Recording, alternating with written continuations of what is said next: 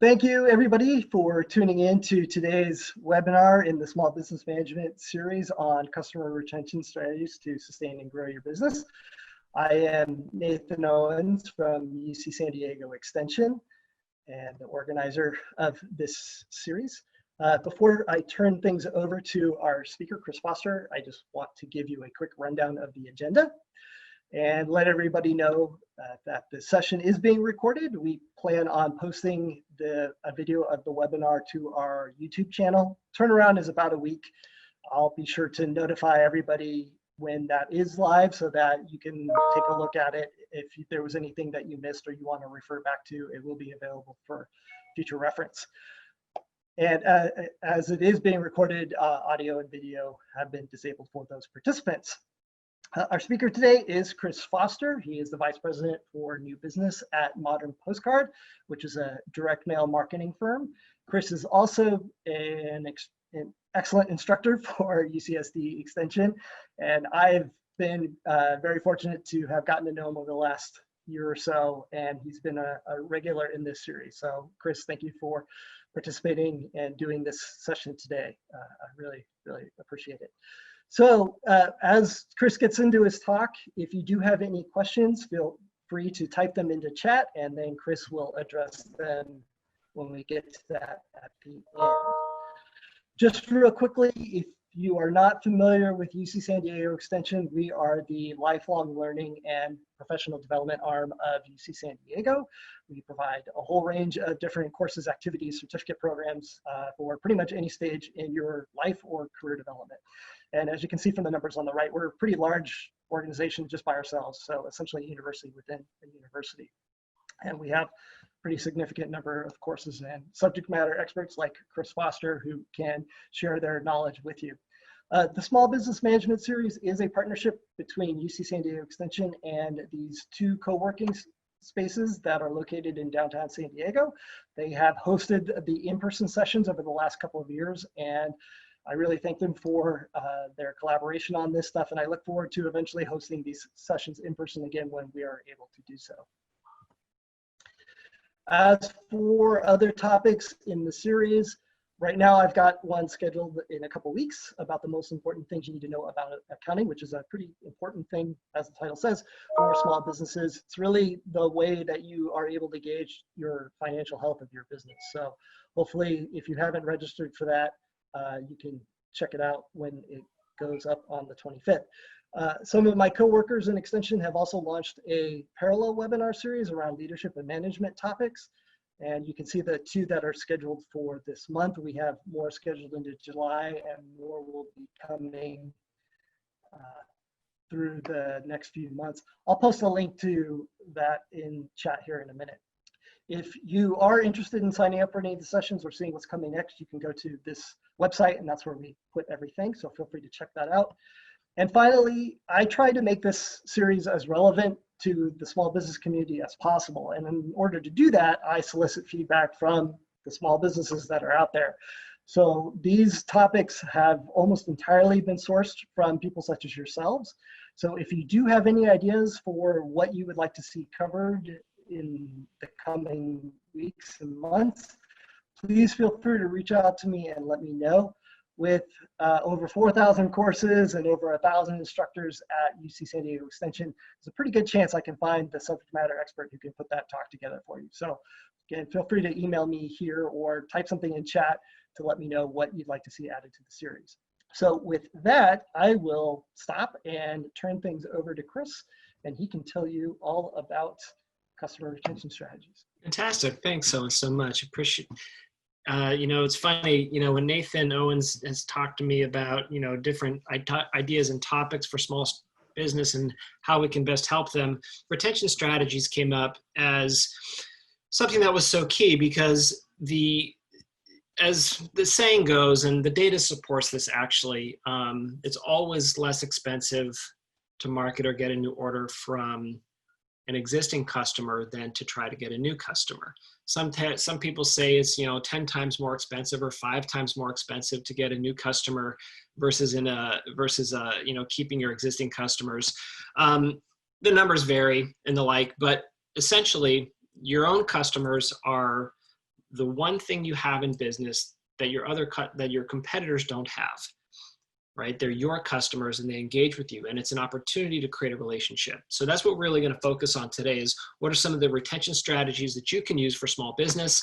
I am going to close this out just as a note. I am I'll reframe my joke for those who saw it earlier. I am broadcasting live from the golden realm of Asgard, as you can see. So that's the virtual background. Actually, I'm broadcasting from my daughter's bedroom, and she's not as clean as I'd like. So hence, I'm broadcasting from Asgard in the golden realm. So we're gonna go ahead and jump in. Okay, I'm Chris Foster. I'm VP of New Business Development at Modern Postcard, and as Nathan mentioned, I'm an instructor at UCSD Extension. I've been teaching there for about 10 years now, usually 4 quarters a year. I teach brand strategy and positioning. And so most of the students that come through are going to be international students who have already had schooling and are coming to get their marketing certificate program, or they're folks in San Diego doing some mid-career, or some small business owners and managers who want to elevate their own brand. In fact, I just wrapped up my spring quarter class last Thursday, and one of my students owns a spa down in Chula Vista called NOLA San Diego. They should be reopening soon. I encourage everyone to Google NOLA San Diego and support that local business. And I'm going to be working with her afterwards on helping her with their brand strategy. But the whole course was about how do I, create, relevant strategy for my brand, and what does the tools and tips look like for that. We're going to touch on a little bit about that today in this webinar as it relates to retaining your own customers. As a quick shout out to my colleague, Sven Johnson at Modern Postcard. We've done this design template for a while. So while I did all the content using his design approach, I just wanted to give some credit where it's due. Okay, so Act 1, we're going to set the stage. When the earth shakes, hold on to something. And man, earth is shaking right now for everyone, for all businesses, small businesses, large schools, right? High schools. My oldest daughter just graduated from Point Loma Nazarene, and she didn't walk. My youngest finished her first year at SDSU, and it was all online. Everything's shaking right now for everybody. So the question is, what do you hold on to stabilize? And I would argue that what businesses can hold on to is their existing customers, right? That's what you can hold on to because they're your existing customers and no one else has them. So most small businesses indicate that over half their revenue comes from existing customers. It's probably true. And the Pareto principle shows 80% of your profits come from 20% of your customers. The 80-20 rule makes a lot of sense. Oftentimes, that large portion of that 80% is going to be coming from your existing group, your existing customers who've ordered before. And on average, loyal customers are worth up to 10x as much as their first purchase. So it means that you can acquire a customer, which costs some money and takes a lot of time. But once they are an existing customer and they're loyal, they're worth so much more over the long run. And that's really what we want to figure out is how do you actually create those moments within an existing customer relationship and an understanding so that they can keep ordering with you. Satisfied customer is the best business strategy of all. I was going to actually write this as a slide, but it's an image. And it's, you could say, gosh, it's such a cliche that they made an iStock image out of it. Well, it's true. Cliches are true, right? A satisfied customer is the best business strategy. Figuring out how to make sure that a customer comes in, and it isn't just satisfied, because right now, and I talk about this in the branding class, they're looking for more than a transaction. They're looking for some type of relationship. They're looking for some type of value. Customers now expect more than just a transaction. Heck, you can buy anything anywhere. But sometimes the experience is terrible, or sometimes the quality isn't great. Sometimes the personality and the engagement isn't there, and they're going to move on. Because what customers are looking for is not just a transaction. They're looking for a connection. They're looking for some kind of engagement. So it's not just a satisfied customer. Actually, I should edit the slide. A delighted customer is the best business strategy of all. We all also know too that reviews and referrals are the key, right? 90% of purchases are influenced by positive reviews. 90%. It's astonishing, right? So new customers, you can market to them all marketing's important. Look, I love marketing and it's really important. But the reviews are what going to tip the scale. It's the reviews that create that desire to actually move down that marketing and sales funnel. Now, as a note, in 2026, Gen Z will be the largest consumer group. I'm going to touch on that at the tail end of this presentation. They're going to have unprecedented power and influence in the economy in the next several years.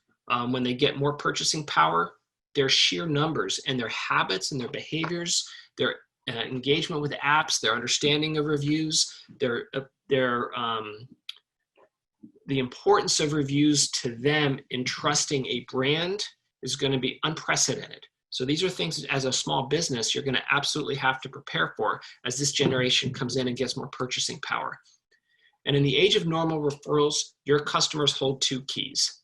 They hold the keys to new orders, or more orders, I should say, and they hold the key to new customers. Again, in the age of normal referrals, your customers hold two keys: more orders, repeat orders, and new customers. I'll take a quick pause because I used the word normal, and I have that image, right, with donning the face masks, because these aren't normal times, right? In normal referrals, the word of mouth makes a lot of sense, but it's not normal now.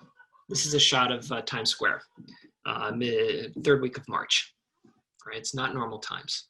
It's very strange times. And now more than ever before, in recent memory, we all need to adapt to survive, all of us. New processes, new ways to engage, new habits, right? New methods of reaching out your customers and sharing product. And this is an astonishing graph. There's been a short, sharp shock to the system, the whole system. Nothing in recent business memory compares to such a rapid and radical adjustment from my perspective. And I've been in the field since the late 1800s, so I haven't seen anything like this. But just check this out, right? The percentage change in the number of hours worked by hourly SMB employees, your employees. And this is nationwide. It's San Francisco, Seattle, Pittsburgh, Boston, a blend of smaller and mid-market cities. Look at that declination, mid-March. Just crushed, right? It's just almost down to 75%. This is a massive change to the system, to the whole economy. And to me, I'm kind of couching it, I've got to write an article about it, to me, it's the age of re. Now, when I look at the prefix re and ask Google to figure out from the dictionary what the prefix re means, it actually is again, right? This is kind of Latin term for again, the recurrence. Well, that's recurrence, right? It uses re in the freaking word, right? But it means again. It's a reinvention. It's a reincarnation, it's a rejuvenation, it's a renewal, it's a recovery. That's what we're going through now, no doubt about it. And so it requires rethinking in terms of what we want to do for our retention strategies.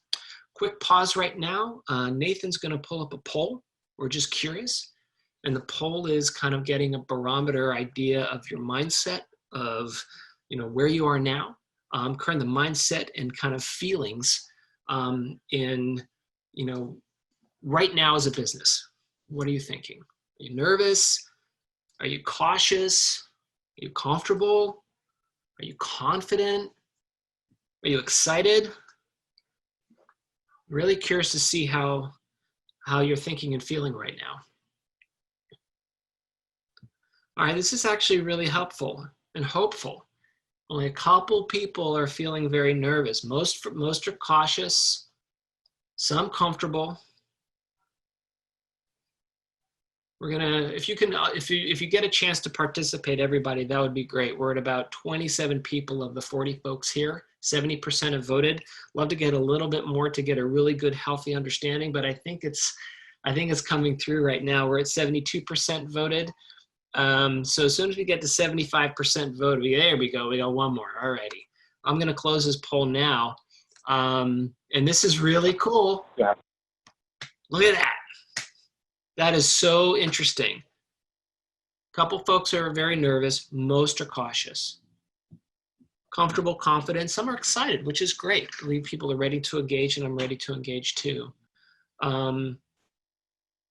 You know, the cautious is, I think I know how to navigate. That's a wonderful and honest answer. You don't know how to navigate, but you think you might know. And being cautious is absolutely fine. That is an okay place because, you know, the journey ahead, you know, might have rocks and obstacles and brambles, and you just got to be cautious about as you move through. But cautious to me implies that you're still moving forward. You're still going ahead. You think you know how to navigate, but it means that the intention is there to navigate. You're not giving up. You're not worried. You're not timid about kind of holding back. You're moving forward, but moving forward in a cautious way. That's wonderful. Great. Thank you so much. I think we're sharing those results with everybody. Yeah, here we go. Look at that. Most of you are cautious. Cool. Thank you for the poll. We got a couple more polls, so that's really great. I appreciate that. All right, back to the presentation. So it's the age of re. Time to renew. Okay, Act 2 is the plan of action. Using data to understand your customers. So this is going to be the heart of the presentation. We're really going to talk about how you have everything you need in your own data set and in your own email list and in your own customer base to really better understand your customers, especially now, because I think the customer mindset is changing too.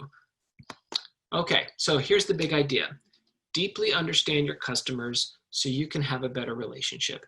As anyone who is a human knows, relationships are interesting, right? Human relationships are interesting. But most people have better relationships when they understand the other person, whether it's a friend or a loved one or a spouse or a sibling or a child or a parent. The more you understand them, usually you have a better relationship with them. The same is true with your customers. The more you understand your customers, the better you can have that relationship. So what we've got is two different things, the yin and the yang. You have the data sets that live within your house file. The house file is going to be your data set. We'll talk about that. It's your CRM, it's your ERP system, it's the database itself. Plus an understanding who your customers are as people. The beautiful thing about all business is that we don't market to fire hydrants or pickles or cats. We market to people, right? And understanding who they are as people, just, you know, what they struggle with, what they're motivated by, what's important to them, what's not important to them, all that builds your understanding of them as who they are so you can communicate better. So it's the data sets that live within your house file on the data side, plus who your customers are as people. Okay, so here's how it works. On a brass tacks level, we're going to look at creating an RFM model, which is a recency, frequency, monetary value model.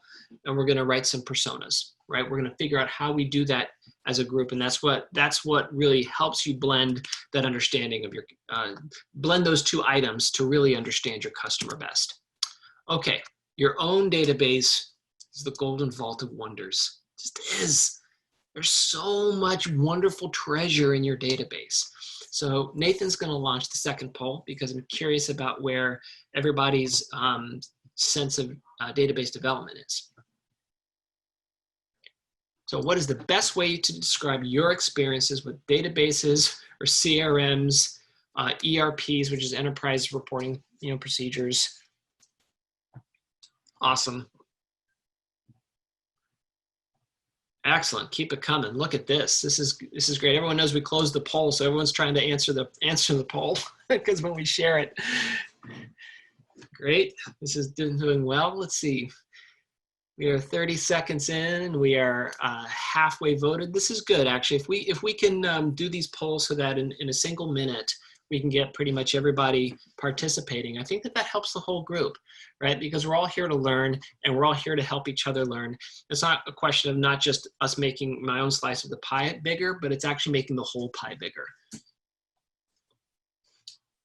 Excellent. Okay, we got about 5 seconds left to closing on a minute. Let's see if we can get 75% of the people to vote. Get a couple more voters coming through. Can we do that? Wow, excellent, thanks. Okay, we are gonna end this poll. Excellent. We're gonna share those results. Look at that. 20% have no idea what you're talking about. Awesome. We'll talk about it. Using database for basic analysis. That's the most, which is great. It's a great place to start. Basic analysis is a wonderful place to start. Handful of folks are detailed and expert in segmentation, and then some folks are kind of, parsing out the data in general buckets that help it. Clearly, the slope of the bell curve, is kind of using our database for basic analysis. That's wonderful. What we can do is then talk about how you get that more deeply. For the folks who have no idea what I'm talking about, you'll learn, and we'll talk about that. For the folks who are detailed and expert, hang with me because there's hopefully some good information here too. So fundamentally, think of your own database as the golden vault of wonders. I would like you to think about this image whenever you go into your house file. A house file is simply a record of all the customers and all of the leads that you have in any kind of database you have. Is QuickBooks a database? Sure, it's an existing file of existing customers. Is my HubSpot a database? Is that my house file? Yes. The house file in HubSpot are all of the leads. Maybe they filled out a form, or maybe you took their information, or you captured their email, right? That's part of your house file too.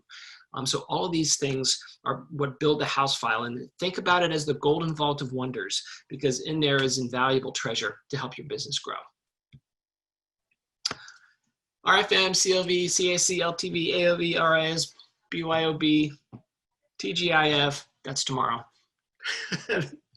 A lot of, in marketing, we use a lot of these acronyms just simply because we don't want to write or talk about all this stuff so long. So RFM is a recency, frequency, and monetary value. CLV is the customer lifetime value. The meow is my cat trying to get out. So if he hangs out, then we'll be good. But if not, I have to let him out. I have to let him out. All right, get out.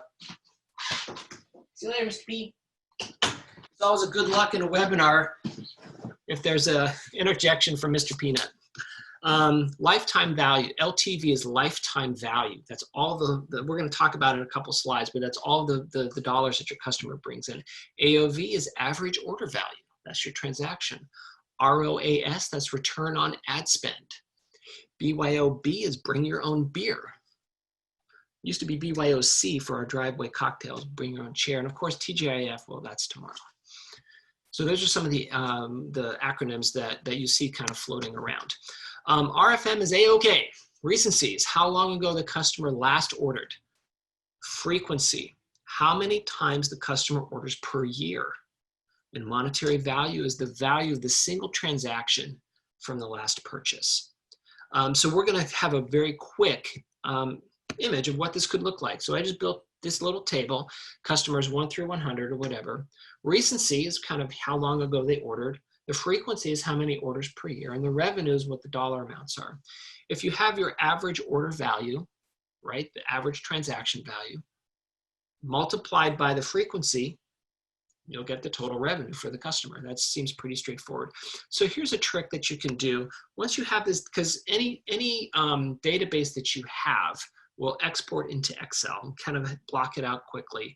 I group it by thirds, right? 33% sections. So for this group here, I ended up kind of grouping what was the top 30% of revenue, and then it ended up being about 18% of the customers, right? And so you kind of pull this out, and what you're able to do then is start grouping by sections, customer type by their spend. And I would look at 2 to 3 patterns, or 2 to 5 patterns, I should say. Some of it's going to be revenue, some of it's going to be frequency, some of it's going to be recency. But you're able to do in Excel is sort by each of these columns. And then what I end up doing is just taking the top third, middle third, bottom third. It's amazing what that small, simple, basic analysis will do to show you where your customers are living and what behaviors they are. And most importantly, who those customers are, right? Because you're getting a sense of the top spenders and the bottom spenders and the one in the middle. Clearly, the goal for the group in the middle is to see if there's another order that you can get. The goal for the top is to make sure that they keep ordering at their current level. The goal for the bottom, hang on to them. So they might not order more. That's just not the way of the world. But you want to hang on to them so they do have their predictive order coming through. Monetary is also what I would call the customer lifetime value. That's a CLV. There's a very simple formula you can use, and it's an important one because we'll get to it in just a moment. The order transaction times the frequency times the years of loyalty. So let's say you have $150 in order value, AOV, the average order value is 150 bucks. They purchase twice a year and they work with you maybe 3 years or so. And you can see that from their recency model, right? You can see that from their last orders and their frequency. So that means that this customer in particular, we're gonna meet him later, his name is Malcolm. Malcolm is $900 as a customer lifetime value. Or actually either, yeah, I think it's Malcolm. $900 as a CLV. And the reason that's important is because you want to understand what your cost of acquisition is to get this retention customer ordering $900. So for a cost per acquisition, what you want to do is to think about combining all of your marketing expenses into a single number. It's the simplest way to do it. And then you divide that number by the new customers you generated from the spend. I use this river because there are so many channels flowing through, but they end up flowing into one big channel. And the reason that I mention this is that there are so many ways to think about how a customer interacts with you in terms of its touch points. And I'm going to go through this very quickly. There's so many channels. No single touch point can claim attribution. So let's say, for example, in the awareness stage of a client, using print magazines or billboards, or you've got some banner ads or YouTube or Facebook. And then when they become interested, maybe they go to your website, maybe you send them a direct mail piece.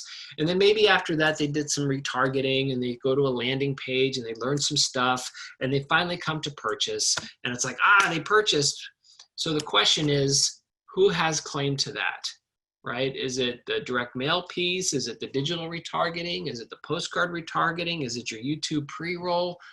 Who has claim in terms of all of these touch points from your marketing to get that single customer? Well, I would argue all have claim. All have claim. You know, as a human being, you know this to be true, right? You receive an email from, you know, or a business, or you hear about a business from a friend and they said, oh my gosh, I got this fantastic product. I got this great headset from this business. They're just down, you know, they're in San Diego. It's really cool. You should check them out online. What's the name of it? Oh, okay, I'll check them out online. You check them out online, you see them online, and you tool around, and that's cool. And then you get retargeting ads from them, and they give you a special offer if you just give them an email. Yeah, I'll just put my email address in and get 10% off. You put that in, and suddenly you start getting emails, and you're still not ready to buy. And maybe you see, you know, a billboard of the product. You're like, oh, that's interesting. And then something happens, and your headset breaks, and you're like, oh man, I remembered that company, right? Oh, and I got my email with my 10% off. And so then I reply to the email. I go in and I buy, and I use that coupon code. Well, what was the thing that did it? Was it the billboard? Was it your friend? Was it the fact that your headset broke and that company couldn't control that moment or event at all? Is it the banner ads to remind you to go back to the website? Is it the website? It's all of it. It's all of it, right? So the way I look at this when it comes to cost per acquisition is you roll it all up. Maybe there's Facebook, display ad, retargeting, direct mail, radio, and you end up with a marketing spend. You end up with new customers, and you get that marketing cost per acquisition. And the reason that we went through that is that we had seen that your cost per acquisition, your CAC, is $293. Your customer lifetime value, which we saw before, was $900. So your return on ad spend, ROAS, is 3.1, right? Because for every dollar that you spent, you got $3 in return over the life of the customer, not just the single transaction, right? If you'd said, gosh, 293 bucks, but their order value is only $150, darn, I'm losing money. Not true. Not true, especially if they're ordering multiple times per year, and especially if they're ordering for multiple years. Your customer lifetime value is going to be that key metric. And that's what's so important for retention. And that's where that when you look at the recency and frequency and monetary value, the monetary value is going to be that customer lifetime value, that 900 bucks. Okay. So, ding. creating an RFM model. And afterwards, if you have questions on this, you know, we'll do all the questions and answers either via chat or the Q&A. So if you do have a question on that, just go ahead and write it down and we'll get to it. Cool. Alrighty, let's talk about writing personas. So one way to get the persona and the understanding of your customer is to survey them with questions of behavior, how they rate or value you, where you compare to competitors. I'm telling you, gang, surveys are easy to implement. They're challenging to write, and you have to be careful in consideration. There's probably a lot of tutorials about how to write a best survey. And even on SurveyMonkey, they help guide you in terms of what questions to ask. SurveyMonkey is great. Typeform is cool. It's a cool interface. Google Surveys, it's free, so it's awesome. And then Serves, that's also another great survey form. What I'm saying is that there's plenty of survey software out there to help you craft a survey. It's really important that we do this because there are two ways to really engage your customers. One is a survey, which is great. It's quantitative information about how they can rate and how they compare, what they're struggling with. Even the poll we did, meaningful information about the poll. Most of you said that you're cautious, meaning that you're moving forward, but in a delicate way. And the other poll is that you have some basic understanding of your database for basic analysis. Those are two really important things, which means from my side, I just take that survey results and I say, all right, let's use your database in a basic way to help you move forward in a cautious manner, right? You get some insights just with those two surveys. So surveys are a fantastic way to get insights from your customer. Another great way is to conduct phone interviews. I've done hundreds of phone interviews and they are invaluable because you ask open-ended questions. And here's what happens. When you ask questions about what are words that, what are some, when you think about our business, what are some words that come to mind? Or let me ask you about your last experience. And the questions are open to give the recipient time to just talk. And what you'll find are some code words come out. Hopefully, when you interview enough people who don't even know each other will say the same thing. They'll use the same phrases. They might even use the same word. At Modern Postcard, when we did this years ago, we asked a segment of our group, which was, we got a lot of customers who do printing and mailing and printing and shipping and business cards and postcards and blah. We were like, no, we want to focus on the direct mail folks, anyone who's done a direct mail. And one word that came out with the phone interviews is the word responsive. I thought that was really interesting, right? We're responsive. That's why they work with us and use a direct mailing. But we got that just by asking these open-ended questions. And again, phone interviews, absolutely something you can do. Surveys, absolutely something you can do. You don't need a high-priced or fancy pants agency or marketing agency to do this for you, or a research agency to do this for you. No knock on research and marketing agencies. I think they're awesome. But if you can't afford that and you don't have that in your spend or you don't have that in your comfort level, you can do this. You can do this, conducting those phone interviews. And customers oftentimes are just happy to talk with you, especially if they've got a good relationship. 5 words test. From a list, select 5 words that describe how you want your brand to make people feel, and then ask your customers. So what's really cool is that if you say to your own folks in your own circle of friends or your own employees, out of all this list of words, what are 5 that describe us? Send that same list and push that out to your customers and see if they match up. If they don't match up, say, okay, well, what are your customers saying in terms of how we make them feel? Hopefully they will match up. But once they do, and you align those, suddenly you have 5 words that describe how your brand makes people feel. That is invaluable in terms of your brand strategy and the messaging and the imagery that you use and how you actually approach your customer base, and you communicate not only to existing customers, but to your new customers as well. So the 5 words test is a really easy way, but extraordinarily powerful way for you to learn more about your brand and how it affects your existing customers. So the link between all the data sources is the email address, right? Whether it's your RFM model, whether it's the surveys or whether it's the phone interviews, you have that email address, and suddenly you gather the data from these, even if it's a spreadsheet, even if it's a Word document, even if it's an exported, you still have this one email of this one person to understand who they are. And you get this well-rounded 3-dimensional view of your customer. So how does this play out? So what does this mean? It means that actually, we'll call her Charity. It means that you can understand them. So it means that you can give your personas names and descriptions. So here's Malcolm. Malcolm's the considerer. He's 32 years old. You know this from maybe your surveys. You know how much he makes. He says in his survey he researches multiple websites. You know from your own data that he clicks through your emails because you see his email address, and you know from your transaction that he buys 2 to 3 times a year. What it says is that he's considering you among other people because he visits a lot of sites, but he buys a couple of times per year from you. So he's considering you and other folks, and he's not just an impulse buyer. Then there's the responder.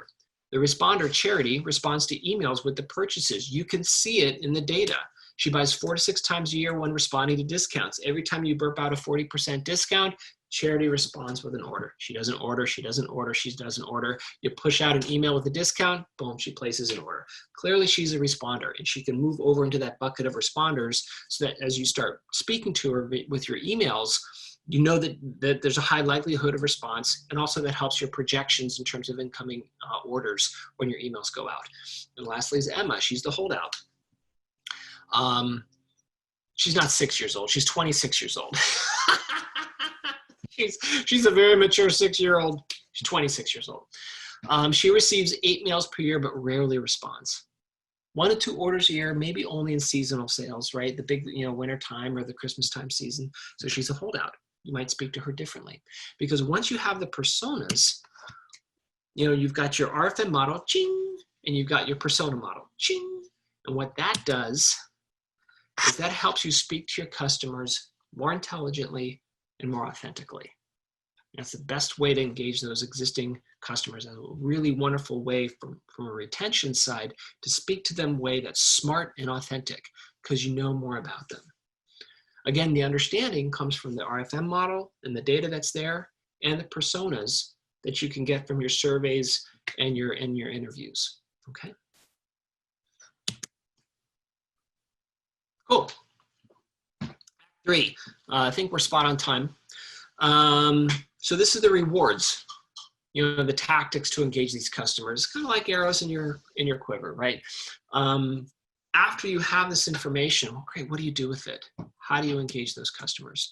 So a couple of quick tips. Send thank you notes. Now, there's another presentation that I've done about how print and direct mail engages the brain. Thank you notes are great, right? I mean, come on, when you were a kid, mom and dad said, or guardian said, make sure you write your thank you note, and you received a thank you note, you're like, oh, isn't that sweet? She's got good manners, right? We just got a thank you note from a gift from a friend, after we sent her, graduation or birthday, and it's like, yeah, good job, good job. Now, print and direct mail does have stronger engagement in the brain, 35% stronger than social media and 49% stronger than email. So sending a thank you email is okay, but if you're like any other human, you get hundreds and hundreds of emails a day, right? So a thank you email is like, oh, thank you for ordering. It's like, yeah. That was just the system. Sent that email out. You really didn't thank me. But imagine when you get a handwritten thank you note. It stands out. So that's such an easy thing to do. And it really helps cement that relationship with your existing customers. Printed ride-alongs and shipped boxes. So I just was looking for some hats because it's summertime. So I got this from Ted Baker. So don't do this. Don't do what Ted Baker does. Delivery note invoice. That was it. That was it. And this is a pretty expensive hat. Look at this hat. It's like $75, right? With shipping and stuff. Man, they could have done so much better. They could have sent a note. They couldn't have sent, a slip sheet, piece of printed material. It doesn't have to be expensive. It could have been a note, say, hey, thanks for ordering. I got a note, a wonderful example, a company called John Y. He makes belts. It'd be inappropriate for me to just show you my belt, but it's really cool belts, and they're hand-painted leather belts. And he sent a little note on the invoice, which is awesome. Say, hey, thanks for ordering, John, right? It took him, maybe 5 seconds to do that, but it was cool. I remember it. I mean, even though it came in at Christmas time, I still remember it. But something like this, I'm like, Ted Baker, you could do so much better, right? It could be an image of maybe another hat I wanted to, or the story of Ted Baker, of how they see themselves, or why hats are fashionable, or just some kind of ride along, as opposed to just a delivery note and an invoice, right? Something better, especially now because people are getting a lot of shipped product. Birthday messages, so easy.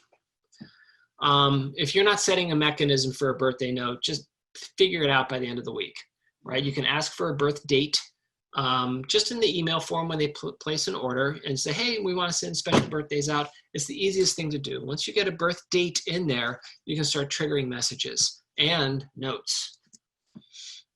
Regular Facebook posts. Encourage existing customers to connect as fans. Don't ask for a buy. Maybe show a video of you as a business owner, what you're going through, how you're changing, how you're making things more comfortable, what you're seeing. Give them a peek into your world. Use for surveys. It's easy to get quick, short answers. You don't even have to do a long survey. You can ask 1 or 2 questions on Facebook just to get some feedback and show your stories. Kind of show fans what you care about, share the things that you care about, and kind of let them in a little bit into your culture, right? That's a great way to use Facebook posts. Okay. We're going to move on because it's getting close. So key performance indicators that make the most sense. These are called KPIs if you hear people talk about it. What they do is they're just like a dashboard on your business to help you. So this is the Magnificent Seven. Now, originally, people would think the Magnificent Seven was like, hey, what about the Western? Actually, the Western, the Magnificent Seven, was a redo of the Seven Samurai by Akira Kurosawa. So I went to the original, the Seven Samurai. Your big Magnificent Seven are your 7 KPIs that you want to focus on especially for your retention is the Net Promoter Score, meaning your customers, how likely are they to recommend you on a scale of 1 to 10? Your net profit, that. Your top line revenue, your new customers coming through, your cost per acquisition, we talked about, lifetime value, we talked about, the growth of the house file. That means how many more people are you adding to your leads and to your customers base every month, every quarter, every year. Any other metric will roll up to these. Anything will roll up to these. Any of your Facebook click-throughs, your click-through rates on your emails, your visits to your website, it all rolls up to these. So these are the big 7 that you should be thinking about. It's a lot harder when you get mired into all the details of all the other metrics and all the other marketing channels. So just these 7 are the ways that you can really figure out how your existing customers and how to best retain those customers that are coming through. Okay, I think we're on the encore. Yeah, we are wrapping up. Encore, because we had 3 acts and now we've got the encore. How storytelling and cause engages your fans to make them believers. I love this. This is Captain Marvel. She's awesome. Great story of transformation for Captain Marvel. So storytelling construct is very simple. We don't have the time. It's another presentation if you're interested.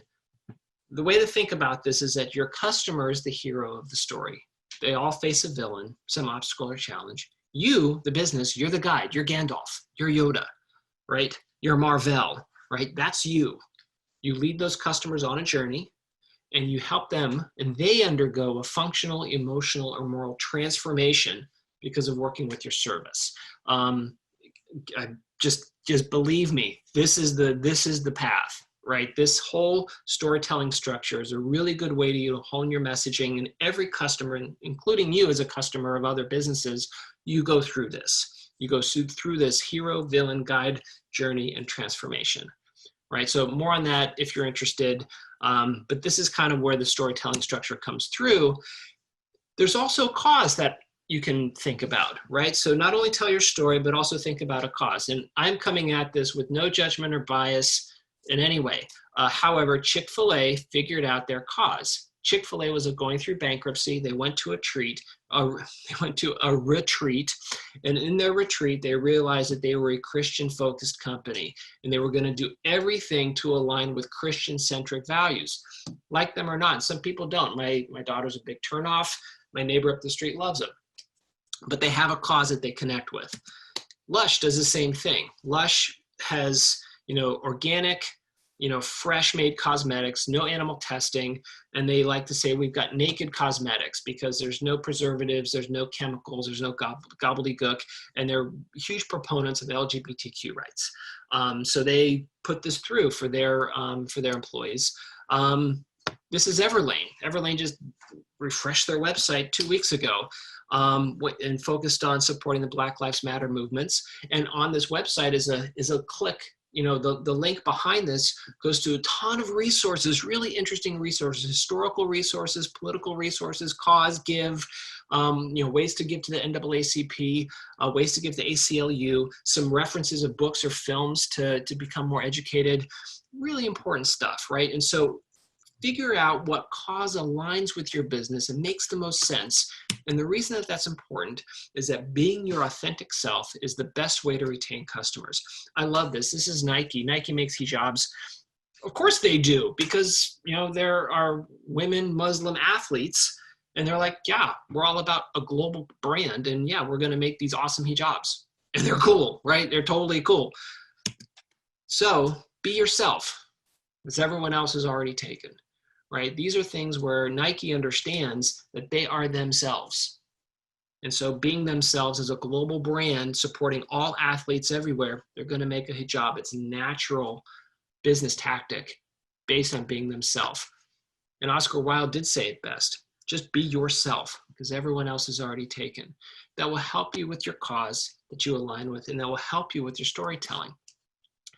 You figure out your strengths, you figure out your cause. Strengths come in a lot of different ways, right? And the reason that causes are important is that I mentioned the Gen Z being the largest consumer group.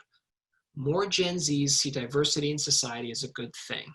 More than 75% of young people have purchased or would considering purchase a product from a brand to show support for the issue that the brand supports, right? They buy into the cause of that company and they choose that brand. And remember, again, this is the largest consumer group in 5 years from now.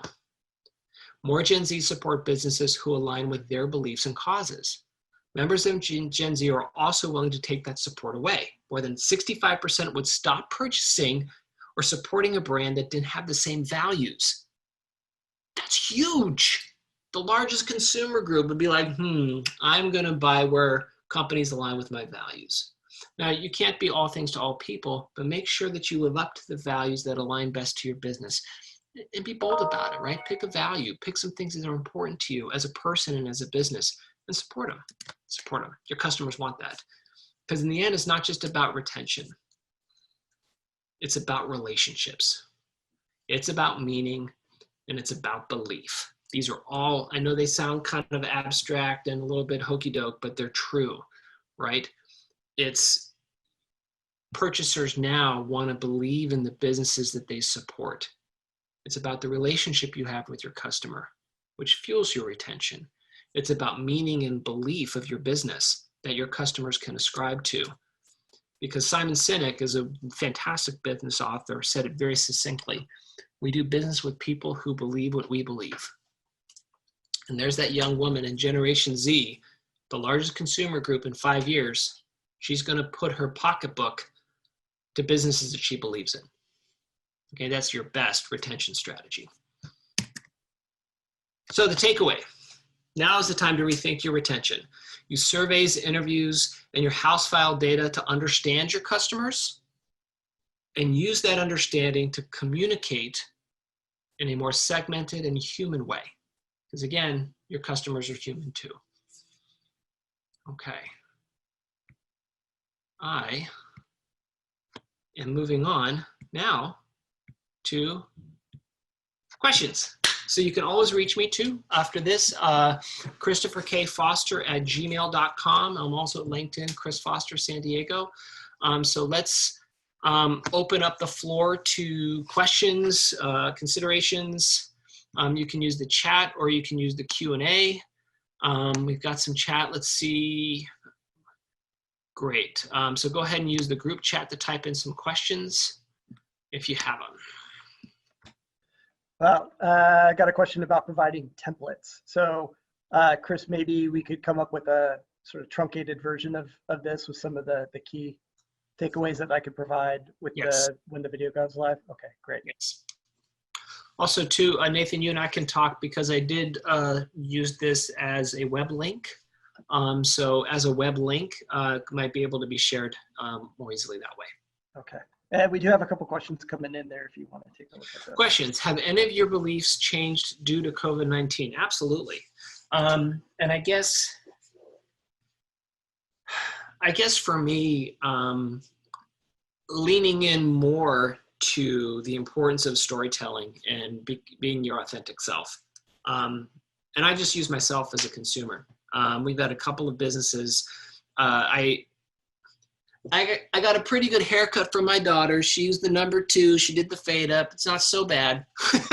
But I frequent Mr. Brown's barbershop in North Park. Any men folk out there, I highly recommend it. I can't wait to go back and support that business. I leaning into that business even more, and giving a really healthy tip or paying double up or triple up based on what I would have done over the last several months. So my beliefs are that I want to support the businesses that I believe in even more than I did before, right? Because it's so critical, and I know with the economy, it's so critical to keep them going. Same with a local restaurant that we went to. We went to a local restaurant, Blue Bohem. It's in Kensington. I love it. It's great. We go there for happy hour, and happy hour is usually half off, and it's terrific. So we went to happy hour, and they did everything really well a couple weeks ago, but it wasn't half off. and when they poured the sangria, it was half as much. I was like, okay, no problem, twice as much. So I still want to lean into that business though. So that's how my beliefs have changed. I've become even more, it's more important, the sense of storytelling and authentic belief and authentic connection. Curious how you gauge whether you're annoying customer with phone calls, emails compared to earning the continued business. Unsubscribed things been too pushy with reaching out. That is a wonderful question. I think that the asking for survey information with a survey email or a phone, that's okay. You don't have to do it all the time. I would do it maybe twice a year, maybe, or once a year. That's not going to be too demanding. I do think also too, you want to regulate your retention emails that go out. If you do send out a lot of emails, just make sure the content's different. Make sure that its content is interesting. That, of course, creates a whole lot of other work for you as a group. But usually, customers receive an email a month from a business. It's not so bad. That's not so bad. How would the information in the presentation change if a business is selling an experience rather than a product? That's a great question. The only way that changes is how you calculate your monetary value. Everything else remains the same in terms of the relationships, in terms of the surveys, in terms of understanding the retention strategy. I would just figure out from a revenue side, what does the experience actually do in terms of its frequency, in terms of a customer lifetime value. Maybe it's a subscription, but everything else should be applicable to a service. Okay, product is a smart home product, saves water. Details.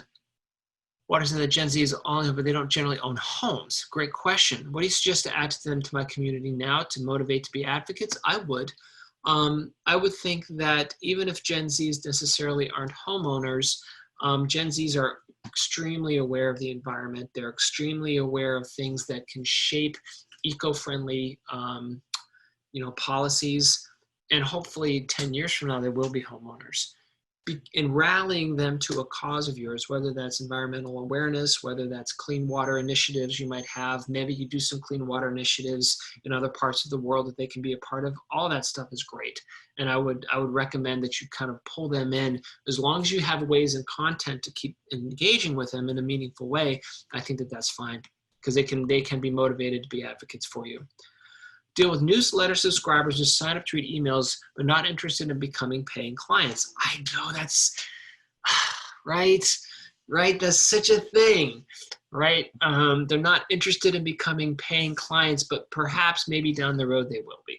I think that's part of the cost of doing business. You are going to have a bell curve, and you're going to have people who get content and get your stuff, but they don't pay. Maybe down the road they will. Or you don't even know who they talk to, right? They might not be buyers, but they know people, and they might be referring other buyers to you based on the content that you give them in the newsletters that they subscribe to. You might be sharing the newsletters with someone. Encourage them to share. Encourage to do some types of thing to share, or ask for a referral, maybe in the newsletter. Know someone who's interested in my service product, forward it over to them, right? It doesn't hurt to ask, especially if they're receiving the newsletters and reading it. They'll be apt to refer that off to you. So I would just say, be patient and keep doing what you're doing and making the content interesting. Do you remember us talking about the current Black Lives Matter movement? We received mixed feedback from customers. It's a wonderful question. And there's no definitive answer to that. You know, from a real standpoint, you know, racist overtones and racism in America has started since America. Even when the first ships landed in the Bahamas with Christopher Columbus, it began, right? I mean, so this is a centuries old issue and it's a ghost that lingers over America, and nobody can deny that. Do you talk with them about it in an authentic way? Sure, I would think so. I would think that you would say where your position is, I think generally most people want to say, actually, we believe in love for everyone. Clearly, we believe in love for everyone. But beyond the belief, what action can we take? I thought Everlane did it brilliantly. So go to everlane.com and check it out. I thought that they were so smart. They did it in a tactful way. They did it in a respectful way. They did it in a meaningful way. And they shared a whole lot of resources so that other folks could become educated as well. So talking about it is different than saying, you know, yes, we're concerned, but most importantly, how can we act? And these are some areas where you can learn more information. And also, too, I think the least politically sensitive message is also to say vote. No matter what you believe or think, vote, right? That's another way to tie it in as well. Someone said privately, what's the next strategic click down? Let's talk, why don't you email me directly so I can better understand what your question is on that? Because there are some specific strategies that you can use, and we can get more detailed in that based on what you have currently. Because the tactics are going to change based on what you're familiar with, what you're comfortable with.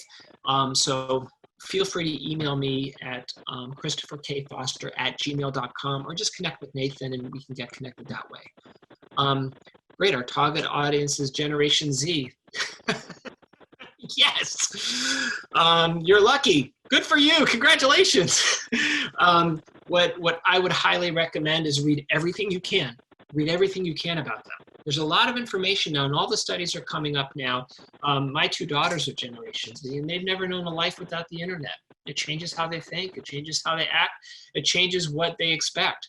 They expect to get product immediately, right? They think, oh, I'd like to buy this strange little odd object that no one has ever heard of. Oh, there it is. I get it tomorrow, right? That's what they expect. So I think that for you to understand Generation Z as much as you can would be great. Make sure then you're going on Instagram. Make sure you're going on Snapchat, Snap. Make sure you're going on TikTok. Even if you don't use it, go on it. See what they're talking about. What's the best way to leverage existing clients to bring new ones, especially for a business that offers services, i.e. therapy? Great question. So referrals are great, right? Some type of referral, some type of loyalty program where you can, reward your existing customers to bring in new customers. Great way to go. The other thing you can do, and I didn't touch on it because we were running out of time, is a customer profile report. You can email me at christopherkfoster@gmail.com. At Modern Postcard, we do a customer profile report. What that does is it takes a customer base and we bang that customer base against a whole host of demographic data and have brand new customers that match your best customers as a profile report, as a targeted list. So there are some data companies that can do that, especially if you Google customer profile report. That's one way to leverage your existing customer base to get new ones. Oh, good question about the B2B marketer looking to pull retention activities through the customer journey. Where would you focus on? Onboarding, participation, renewal, advocacy, et cetera? Great question. Why don't you email me directly? We can go through that privately. That way I can help you out on that. Again, it's christopherkfoster@gmail.com. Or if you want to do my work, it's easy, cfoster@modernpostcard.com. All right, Chris. Well, we've hit our time limit here, and I want to make sure everybody is able to get back to what they need to be doing today. Thank you very much for sharing all that hugely important and great information with everybody. I hope everybody who tuned in got a lot out of it. Chris has given you his contact info, so feel free to follow up if your question didn't get addressed, or you do have more questions that you'd like to ask him. And just a final word, we will have a video recording of this that will get posted onto UC San Diego Extension's YouTube channel. Probably take about a week or so, but I will notify everybody via email once it's ready to go, so you'll be able to get back to that. And then Chris, maybe if you want to talk about how we can share the slide deck most appropriately, then we can include that in that notification as well. Yep, absolutely. All right. Thank you again, everybody. Hope you have a great rest of your day. Stay safe, stay healthy, and hope you have a great weekend. Thank you. Farewell from Asgard. Bye.